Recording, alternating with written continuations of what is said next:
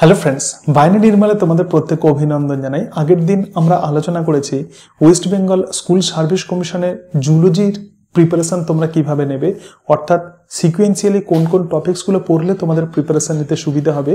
তো আগের ভিডিওতে আমি আলোচনা করেছি। আজকে আলোচনা করব যে বোটানির টপিকসগুলো তোমরা কিভাবে কভার করবে, অর্থাৎ কোন সিকুয়েন্স মেনটেন করতে হবে। দেখো, আমি এই সিকুয়েন্স মেনটেনেন্সের কথাটা কেন বলছি, কারণ এই ধরনের কম্পিটিটিভ এক্সামিনেশনে ক্র্যাক যে স্টুডেন্টস করতে যায় সে প্রথমেই যখন সিলেবাস দেখে কনফিউজড হয়ে যায় যে কোথা থেকে শুরু করবে, এবং এই শুরুটা করতে গিয়ে তার কিন্তু অনেকটাই সময় লেগে যায়। মেন্টালি এটা ঠিক করে নিতে হবে যে কোন টপিকের পরে কোন টপিকটা পড়বে, এবং তাহলে সহজেই তোমাদের প্রিপারেশন তুমি সহজেই নিতে পারবে। তো এটা কিন্তু ঠিক করে নিতে হবে এবং ভালো করে প্ল্যানিং করে কিন্তু এই প্রিপারেশন নিতে হবে। এবং এই প্রসঙ্গে বলি যে সিলেবাস যেমন তোমার হাতের কাছে থাকবে, তার সঙ্গে সঙ্গে তুমি এতদিন ধরে যে নোটস পড়েছো, মানে গ্র্যাজুয়েশনে তুমি যে নোটস পড়েছো, মাস্টার ডিগ্রিতে তুমি যে নোটস পড়েছো, তো সেই সমস্ত নোটসগুলোকে বের করে নাও। তুমি যা কিছু পড়েছো এতদিন ধরে, তো সেই সমস্ত মেটেরিয়ালসগুলোকে তুমি হাতের কাছে রেখে দাও, এবং তুমি যে বই পড়েছো সেই বইগুলোকেও তুমি হাতের কাছে রাখো এবং টপিক অনুযায়ী প্রথমে সাজিয়ে নাও। তোমরা যে ভাবছো যে কোনো একটা কোচিং সেন্টারে ভর্তি হতে হবে, কোনো স্যারের আন্ডারে পড়াশোনা করতে হবে, আমার মনে হয় যে এই ভাবনাগুলো আমার মনে হয় যে খুব একটা যে ফ্রুটফুল সেরকম নয়। এর কারণটা হচ্ছে এটাই, আমি যতবার পরীক্ষা দিয়েছি আমি কিন্তু সেলফ প্রিপারেশন নিয়েই আমি পরীক্ষা দিয়েছি। তোমরা যে ভাবছো যে মক টেস্ট দিতে হবে, কোনো একটা স্যারের আন্ডারে থাকতে হবে, কোনো একটা স্যারের কাছে পড়তে হবে, অ্যাকচুয়ালি আমার মনে হয় যে এই ভাবনাগুলো ছেড়ে দিয়ে নিজের প্রতি আস্থা রাখো, নিজের প্রতি কনফিডেন্স রাখো। তুমি এতদিন ধরে যে পড়াশোনা করেছো, যে নোটসগুলো পড়েছো, সেই নোটসগুলোর প্রতি আস্থা রাখো। তোমাদেরকে কিন্তু মেন্টাল প্রিপারেশন নিয়ে নিতে হবে, যে এসএসসি এক্সামিনেশনের জন্য মেন্টাল প্রিপারেশন নিয়ে নিতে হবে, এবং কারা এসএসসি এক্সামিনেশন দিতে পারবে, কারা বসতে পারবে ইত্যাদি বিভিন্ন রকমের আলোচনা এখন চলছে। তো এই সমস্ত আলোচনার উপর আমার মনে হয় যে খুব একটা তোমাদের দৃষ্টি দেওয়ার দরকার নেই, কারণ এগুলো তোমাদের হাতে নেই। তুমি চিন্তা ভাবনা করে বা দেখেও ভেবেও কিন্তু কিছু করতে পারবে না। যারা ডিসিশন নেওয়ার তো তারা তো নেবেনি। সেই জন্য তোমাদের যেটা করতে হবে সেটা হচ্ছে যে West Bengal school service commission যে নোটিফিকেশন দেয়, তো সেই নোটিফিকেশনের উপর কিন্তু তোমাদেরকে দৃষ্টি দিতে হবে, এবং তার সাথে সাথে তোমাদের প্রিপারেশনও এগিয়ে নিয়ে যেতে হবে। তো আশা করি তোমাদের প্রত্যেকের কাছে এই সিলেবাস আছে, এবং এক্ষেত্রে যে জুলজি, বোটানি, ফিজিওলজি অর্থাৎ 9-10 লেভেলে ওয়েস্ট বেঙ্গল এসএলএসটি এক্সামিনেশনের 9-10 লেভেলে প্রধানত এটা সিলেবাস। এবং তোমার কাছে যে নোটসগুলো আছে সেই সমস্ত নোটসগুলো বের করে নাও। আলমারিতে, ফাইলে তুমি যা কিছু পড়েছো সব কিছু প্রথমে তুমি হাতের কাছে নিয়ে নাও। আগামী কয়েকদিন তুমি কি করবে, প্রথমে সিলেবাসটা নিয়ে নাও, এবং সিলেবাসটা নেওয়ার পরে তোমার কাছে যা নোটস আছে সমস্ত নোটস ঘরের মেঝেতে ছড়িয়ে দাও, এবং ছড়িয়ে দেওয়ার পরে প্রত্যেকটা টপিক ওয়াইজ নোটগুলোকে একটু আলাদা আলাদা করে নাও, একটু সেপারেট করে নাও। দরকার হলে সেগুলোকে ফাইলের মধ্যে রেখে দাও। যেমন তোমার কাছে হয়তো মাইক্রোবায়োলজি নোট আছে, তো মাইক্রোবায়োলজির যত মেটেরিয়ালস তোমার কাছে আছে সব কিন্তু হাতের কাছে নিয়ে নাও। এবং ধরা যাক তোমার কাছে প্ল্যান গ্রুপসের নোটস আছে, তাহলে প্ল্যান গ্রুপসের যে নোটসগুলো আছে সেগুলো হাতের কাছে নিয়ে নাও। যখনই এরকমভাবে সেপারেট করে নেবে তখনই তুমি কিন্তু বুঝতে পারবে যে কোন অংশগুলো পড়তে হবে এবং কোথা থেকে পড়তে হবে, সেগুলো সহজেই বুঝতে পারবে। এর সাথে সাথে তোমাদেরকে বলবো যে 3টে বই তোমরা কিনে নাও। একটি হচ্ছে নিটের যে প্রিভিয়াস ইয়ার্স কোয়েশ্চেন্স পেপার, এটা অ্যারিয়ান পাবলিকেশনের 35 ইয়ার্স বা 34 ইয়ার্স কোয়েশ্চেন্স পেপার প্রধানত থাকে। তো নিটের কোয়েশ্চেন্স পেপারটা এই কারণের জন্যই আমি প্র্যাকটিস করতে বলছি, কারণ এটা তুলনামূলকভাবে ইজি লেভেলের কোয়েশ্চেন্স পেপার, +2 লেভেলের কোয়েশ্চেন্স পেপার। এবং তারপরেই যে বইটা কিনবে সেটা হচ্ছে যে ইউথ কম্পিটিশন সাকসেস বলে একটা বই আছে, সেটা বোটানির এমসিকিউ প্র্যাকটিসের জন্য এটা কিনে নেবে। এমসিকিউ প্র্যাকটিসের কথাই আমি বলছি। এবং থার্ড যেটা করবে সেটা হচ্ছে যে সিএসআই আর নেটে গ্রুপ বিতে যে সমস্ত কোয়েশ্চেন্সগুলো এসেছে সেইগুলো একটু প্র্যাকটিস করবে। তাহলে ইজি লেভেল, মডারেট লেভেল এবং তার সঙ্গে সঙ্গে টাফ লেভেলের সমস্ত এমসিকিউগুলো কিন্তু সাইমালটেনিয়াসলি এই প্রিপারেশনের সঙ্গে সঙ্গে করতে হবে। সকালে যদি থিওরি পড়ো, সন্ধেবেলা এমসিকিউ পড়ো, আবার পরের দিন হয়তো সকালবেলা এমসিকিউ প্র্যাকটিস করলে, সন্ধেবেলা প্রধানত থিওরি পড়ো। এইভাবে কিন্তু প্রিপারেশন এগিয়ে নিয়ে চলো, তাহলেই দেখবে যে তোমরা যে দুশ্চিন্তা করছো এই দুশ্চিন্তা আর থাকবে না। যেটা বলছিলাম যে বোটানিতে তোমরা কিভাবে সিলেবাস কভার করবে, দেখো তোমাদেরকে বলি যে ইচ অ্যান্ড এভরি টপিকস কিন্তু তোমাদেরকে কভার করতে হবে। কোনো একটা টপিকস বাদ দিলে প্রধানত হবে না।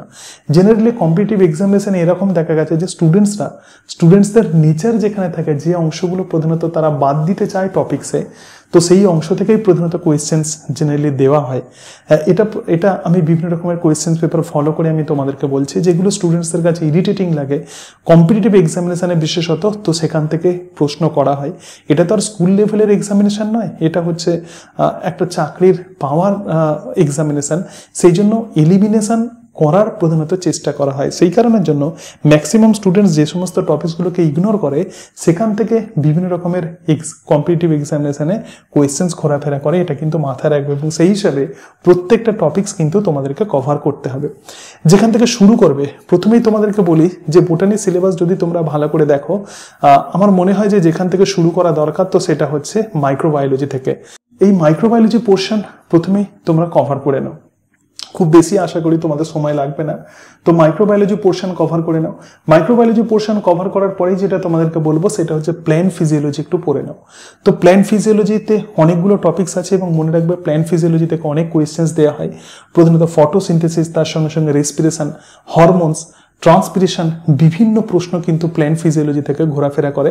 সেই জন্য মাইক্রোবায়োলজি, প্ল্যান্ট ফিজিওলজি, তাহলে প্রথম যেটা পড়বে সেটা মাইক্রোবায়োলজি, তারপরেই চলে এসো প্ল্যান্ট ফিজিওলজি। প্ল্যান্ট ফিজিওলজি যখনই পড়ে ফেলবে অনেকটা পোর্শন তোমার কভার হয়ে যাবে। এর সঙ্গে সঙ্গে সাইমালটেনিয়াসলি প্রতিদিন বা একদিন অন্তর অন্তর এক একটা করে প্ল্যান্ট গ্রুপস পড়ো। যেমন অ্যালগির জন্য হয়তো 3 দিন তুমি অ্যালগির জন্য সময় দিলে, তারপরে ফাঞ্জির জন্য সময় দাও 3 দিন, মানে এগুলো কিন্তু এই প্ল্যান্ট গ্রুপসগুলো কিন্তু এই সমস্ত অংশগুলো পড়ার সঙ্গে সঙ্গেই কিন্তু এগুলো চলবে, ঠিক আছে। যেমন যখন মাইক্রোবায়োলজি যখন পড়ছো, ভাইরাস পড়ছো, ব্যাকটেরিয়া পড়ছো, এর সাথে সাথে অ্যালগিটাও কিন্তু পড়তে হবে। তার সঙ্গে সঙ্গে যেমন ধরা যাক আমি যেটা বললাম যে এরপরে যেটা পড়বে প্ল্যান্ট ফিজিওলজি, এবং প্ল্যান্ট ফিজিওলজির সঙ্গে সঙ্গে কিন্তু প্ল্যান্ট গ্রুপসটা একটা পড়ে নাও, অর্থাৎ ফাঞ্জিটাও পড়ো, ঠিক আছে। তাহলে এরকমভাবে কিন্তু এই প্ল্যান্ট গ্রুপসগুলো কিন্তু কন্টিনিউয়াসলি তোমাদেরকে পড়তে হবে, কারণ প্ল্যান্ট গ্রুপস থেকে প্রচুর কোয়েশ্চেন্স জেনারেলি ঘোরাফেরা করে। এরপরে যে অংশটা পড়বে তো সেটা হচ্ছে যে সাইটোলজি, অর্থাৎ এই পোর্শনটা পড়ে ফেলো, যে concept of the living object এবং basic structural organisation of the plant, এবং তার সঙ্গে সঙ্গে সাইটোলজি এই অংশটা পড়ো। সাইটোলজি পড়ার পরেই যে পোর্শন পড়বে সেটা হচ্ছে ইকোলজি অ্যান্ড এনভায়রনমেন্ট, এবং বিশেষত প্ল্যান্টসের যে বিভিন্ন রকমের অ্যাডাপ্টেশন, এখান থেকে প্রচুর কোয়েশ্চেন্স ঘোরাফেরা করে। এবং ইকোলজি অ্যান্ড এনভায়রনমেন্ট পড়ার পরে যে অংশটা পড়বে তো সেটা হচ্ছে প্ল্যান্ট প্যাথোলজি। প্ল্যান্ট প্যাথোলজি পড়ে ফেলো, এবং প্ল্যান্ট প্যাথোলজির পরেই ট্যাক্সোনমি পড়ে ফেলো, ঠিক আছে। ট্যাক্সোনমিতে এক্ষেত্রে প্ল্যান্ট গ্রুপসগুলো মানে ট্যাক্সোনমির যে বিভিন্ন ফ্যামিলি আছে, অ্যাঞ্জিওস্পার্মের যে ফ্যামিলি আছে, এগুলো পরে পড়বে। তাহলে ট্যাক্সোনমির যে পোর্শনগুলো আছে, অর্থাৎ ডিফারেন্ট টাইপের ক্লাসিফিকেশন, ট্যাক্সোনমি, সিস্টেমেটিক্স, এই অংশগুলো পড়ে ফেলো। এবং যখন অ্যাঞ্জিওস্পার্ম পড়বে, অ্যাঞ্জিওস্পার্মের সঙ্গে সঙ্গে প্রধানত মরফোলজি পোর্শনটা কভার করো। মরফোলজি অর্থাৎ inflorescence, pollination, root, stem, leaf ইত্যাদি এই অংশগুলো পড়ে। এবং মরফোলজির সাথে সাথে যে অংশগুলো পড়তে হবে সেটা হচ্ছে প্ল্যান্ট অ্যানাটমি, মরফোলজি, এবং তার সাথে সাথে প্ল্যান্টসের মানে অ্যাঞ্জিওস্পার্মের বিভিন্ন রকমের ফ্যামিলিগুলো। তো এইভাবে প্রধানত প্ল্যানিং করে প্রিপারেশান নাও, তাহলেই দেখবে যে টোটাল সিলেবাস তোমাদের সহজেই কভার হয়ে যাবে। এবং সবশেষে সাইটোজেনেটিক্স এবং হেরিডিটি, এগুলো তো তোমরা মোটামুটি জানো। নেচার অফ জিন, linkage and crossing over, Mendelian principal, Darwinism এবং নিও ডারউইনিজম, এরকম সিকোয়েন্স। আমি একটা আইডিয়া দিলাম, দেখো বিভিন্ন স্টুডেন্টসের প্রধানত প্রিপারেশন স্ট্র্যাটেজি জেনারেলি বিভিন্ন রকমের হয়। আমি জাস্ট একটা আইডিয়া দিলাম, এবং এইরকমভাবে তোমরা পড়তে পারো, অথবা যেরকমভাবে সিকোয়েন্স আছে পরপর এই সিকোয়েন্সগুলোও তোমরা মেনটেন করতে পারো। কিন্তু প্রথমে এগুলো পড়ে ফেলো যে অংশগুলো থেকে প্রচুর প্রশ্ন ঘোরাফেরা করে। যেমন মাইক্রোবায়োলজির নাইট্রোজেন ফিক্সেশন থেকে প্রচুর কোয়েশ্চেন্স ঘোরাফেরা করে, তার সঙ্গে সঙ্গে প্ল্যান্ট গ্রুপস থেকে বিভিন্ন রকমের কোয়েশ্চেন্স ঘোরাফেরা করে। তো প্ল্যান্ট গ্রুপসগুলো কিন্তু কন্টিনিউয়াসলি পড়তে হবে। যারা জুলজি এবং বোটানি এই দুটো সাবজেক্টেই পরীক্ষা দেবে তাদেরকে যেমন এনিম্যাল এর বিভিন্ন গ্রুপসগুলো যেমন পড়তে হবে, তার সাথে সাথে প্ল্যান্ট গ্রুপসগুলো, মানে প্রিপারেশনকে এরকম দুটো ভাগে ভাগ করে নাও। একটি হচ্ছে ধরা যাক যারা জুলজিতে পড়ছে, এনিম্যাল গ্রুপস যেমন পড়ছে তার সঙ্গে সঙ্গে অ্যাক্সেসরি অন্যান্য অংশগুলোও পড়ছো, ঠিক আছে। মানে এই প্রিপারেশন প্যারালালি চলছে। তার মানে ক্লাসিফিকেশন কিন্তু ছাড়লে হবে না। তুমি হয়তো এরকম করছো, হয়তো জেনেটিক্স তুমি 10 দিন পড়লে, তারপরের 10 দিন হয়তো ক্লাসিফিকেশন করলে, এরকম নয়। ক্লাসিফিকেশনটা কিন্তু কন্টিনিউ করো, সেটা জুলজিতেও হতে পারে, সেটা বোটানিতেও হতে পারে। এইভাবে প্রধানত প্রিপারেশন নেওয়ার চেষ্টা করো, তাহলে আমার মনে হয় যে তোমাদের প্রিপারেশন অনেকটাই ভালো হবে। থিওরি পড়তে হবে, থিওরি কিন্তু বাদ দিলে হবে না, এর সঙ্গে সঙ্গে এমসিকিউ কিন্তু তোমাদেরকে প্র্যাকটিস করতে হবে। দেখো, যখন এমসিকিউ প্র্যাকটিস করবে এরকম মনে হবে যে কোনো একটা অংশ তুমি করার পরে তোমার মনে হবে যে 1 সপ্তাহ পরে তুমি ভুলে যাচ্ছ। প্রধানত প্র্যাকটিসের গুরুত্বই হচ্ছে এটা যে তুমি কোন একটা এমসিকিউ এর পেজ হয়তো তুমি প্র্যাকটিস করলে, সেটা অ্যাপারেন্টলি তোমার মনে হচ্ছে ভুলে যাচ্ছ, কিন্তু যখন সত্যি সত্যি এক্সাম হল সিচুয়েশন যখন আসবে, তো সেই সময় দেখবে যে ওইটা মনে পড়ে যাবে। মানে যেটা তুমি কোনো একটা সময় পড়েছিলে, দেখবে যে এক্সাম হল সিচুয়েশন আমাদের ব্রেন এমনভাবে সর্টিং করবে, সার্চিং করবে, তখন দেখবে যে তোমার সেটা মনে পড়ে যাবে যে এটা তো আমি কোনো একটা সময় প্র্যাকটিস করেছিলাম।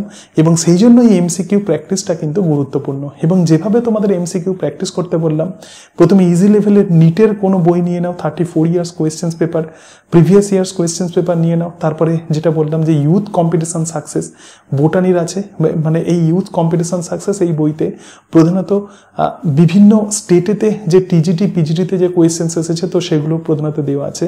এবং এর সাথে সাথে সিএসআইআর নেটে যে গ্রুপ বির যে কোয়েশ্চেন্সগুলো আছে এইগুলো প্র্যাকটিস করো, তাহলে ইজি লেভেল, মডারেট লেভেল এবং টাফ লেভেলের কোয়েশ্চেন্স, তোমার 3 ধরনের কোয়েশ্চেন্সই প্র্যাকটিস হয়ে যাচ্ছে। এর সাথে সাথে থিওরিগুলো পড়ো, তাহলেই দেখবে যে প্রিপারেশন সহজেই তোমাদের হয়ে যাবে। নিজের প্রতি কনফিডেন্স রাখো এবং এটা বিশ্বাস করাও যে তুমি অবশ্যই এই এক্সামিনেশন ক্র্যাক করতে পারবে। সুতরাং এইভাবে প্রিপারেশন এগিয়ে নাও। এখন তোমাদের যেটা কাজ সেটা হচ্ছে এই নোটসগুলোকে কালেকশন করে নেওয়া। তোমরা এতদিন যে নোটসগুলো পড়েছো তার প্রতি আস্থা রাখো, তুমি যে বই পড়েছো তো সেই বইগুলোর প্রতি আস্থা রাখো, তাহলেই কিন্তু হবে। তোমাকে যে আলাদা করে নোটস কালেকশন করতে হবে এরকম কোনো ব্যাপার নয়। তোমার কাছে যদি টপিকসগুলো যদি থেকে থাকে তাহলে কিন্তু তোমার কাজ অনেকটাই হয়ে যাবে। তো এইভাবেই জেনারেলি প্রিপারেশন নেওয়ার চেষ্টা করি। এবং যে পড়াশোনাটা চাপ নিয়ে করলে হবে না, পড়াশোনাটাকে আনন্দের সঙ্গে করতে হবে, পড়াশোনাটাকে এনজয় করতে হবে। তোমরা জানো, তোমরা তো বিভিন্ন স্কুলেতে তোমরা প্রধানত পড়াও, স্টুডেন্টসদেরকে তোমরা পড়াও, তো এই টিপস প্রধানত তোমরা তাদেরকেও দাও যে পড়াশোনাকে চাপ নিলে হবে না, এনজয় করতে হবে। এবং তুমি যদি চাপ নিয়ে যদি পড়ো তাহলে কিন্তু টপিকসগুলো ভুলে যাওয়ার প্রবাবিলিটি আছে বা থাকবে। এবং তুমি যদি ভাবো যে অ্যালগি, ঠিক আছে অ্যালগি সম্পর্কে একটু জানি, ফাঞ্জি সম্পর্কে একটু জানি, তাহলে দেখবে যে মনে রাখাটা অনেকটা সুবিধাজনক হবে। এবং তুমি যদি ভাবো যে অ্যালগিতে আমাকে এতটা পড়তে হবে, ফাঞ্জিতে আমাকে এতটা পড়তে হবে, তাহলে সহজেই কিন্তু ভুলে যাবে। তো সেই হিসাবে বলছি যে এক্ষেত্রেও কিন্তু সেই একই কথা খাটবে। মনে রাখার জন্য এক্ষেত্রে কিন্তু একই বিষয় কিন্তু আসবে, সেটা হচ্ছে যে পড়াশোনাটাকে চাপ নিলে হবে না, এটাকে তোমাকে এনজয় করে এটাকে পড়তে হবে।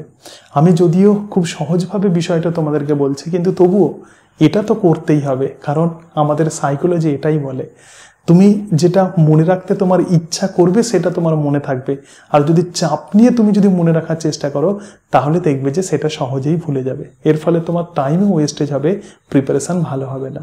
এই বিষয়গুলোই তোমাদেরকে বলার ছিল, কিভাবে সিকোয়েন্স মেনটেন করবে। কারণ অনেক সময় এরকম হয় যে স্টুডেন্টসরা সিলেবাস দেখে ভাবতে মানে এটা সময় লেগে যায় তারা কোথা থেকে শুরু করবে। তো সেইটাই আমি তোমাদেরকে বললাম যে কোথা থেকে তোমরা শুরু করবে এবং কোন টপিক্সের পরে কোনগুলো পড়লে তোমাদের সুবিধা হবে, সেটাই আজকে তোমাদের সাথে আলোচনা করলাম। আশা করি এই ভিডিওগুলো তোমাদের অনেকটাই হেল্পফুল হবে। এবং এর সাথে সাথে আমি আরও কিছু বিষয় আলোচনা করবো যে প্রত্যেকটা টপিক্সের ইম্পর্টেন্ট অংশগুলো কোনগুলো। অর্থাৎ দেখো, আমি তো বিভিন্ন রকমের কোয়েশ্চেন্স আমি প্রধানত স্টাডি করেছি। এর কারণটা হচ্ছে এটাই, আমার এক্সপিরিয়েন্সটা অনেকটা বেশি, আমি তোমাদের থেকে অনেকটা সিনিয়র, সেই জন্য আমার এক্সপিরিয়েন্স অনেক বেশি, কোয়েশ্চেন্স ঘাঁটার আমি অনেক সুযোগ পেয়েছি। তো সেই জন্য মোটামুটিভাবে জানি যে কোন জায়গা থেকে প্রধানত কোয়েশ্চেন সেটাররা কোয়েশ্চেন সেট করেন। এবং সেই কারণের জন্যই এই বিভিন্ন টপিকসগুলো থেকে প্রধানত কোন জায়গাগুলো ইম্পর্টেন্ট সেই সিরিজও আমি মানে শুরু করব। তো সেগুলোও তোমরা একটু দেখবে, তাহলেও কিন্তু তোমাদের অনেকটা উপকার হবে। এবং এইভাবে আমার এই চ্যানেল তোমরা যদি ফলো করো, ক্রমশ এইভাবে আমি গাইড করার চেষ্টা করব, তোমাদের অনেকটাই সুবিধা হবে। তোমরা অনেকেই আমাকে বলছে স্যার অনলাইন ক্লাস শুরু করুন, এরকম তোমরা অনেকেই বলছো যে অনলাইন গাইডেন্স শুরু করুন। দেখো, এই মুহূর্তে আমি সময় পাচ্ছি না, 1 নাম্বার, আর দ্বিতীয়ত হচ্ছে যে নোটসগুলো আমি তৈরি করছি, যেমন 9-10 লেভেলের আমার এসএসসির নোটস আমার তৈরি হয়ে গেছে। এবং তোমরা অনেকেই বলছো যে পিজি লেভেলের নোটস তৈরি করতে, এবং তোমরা জানো যে আমি হাতে লিখে লিখে আমি নোটসগুলো তৈরি করি, সেই জন্য আমার অনেকটা সময় লাগে।